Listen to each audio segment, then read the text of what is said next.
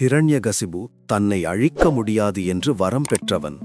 அவன் மகன் பிரகலாதன் விஷ்ணுவை மட்டுமே வழிபட்டான். கோபமடைந்த ஹிரண்யகசிபு அவனை கொல்ல முயன்றான்.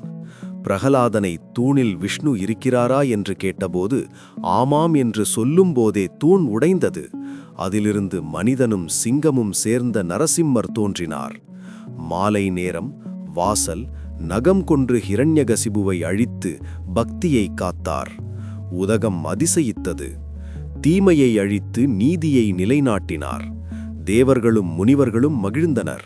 நரசிம்மரின் கோபம் பக்தி வார்த்தைகளால் தணிந்தது. பிரகலாதன் பணிவுடன் ஆசீர்வாதம் பெற்றான். இந்த அவதாரம் நம்பிக்கை, தைரியம், கடவுள் பாதுகாப்பு என்ற பாடத்தை மனிதர்களுக்கு என்றும் சொல்லுகிறது. அதனால் நரசிம்மர் கதை இன்றும் பக்தர்களை வழிநடத்துகிறது. மனதில் நம்பிக்கையும் நல்லொழுக்கமும் வளர்க்கிறது. பயமில்லாமல் வாழச் சொல்லுகிறது. என்றும் அனைவருக்கும் நன்மை தரும். நன்றி.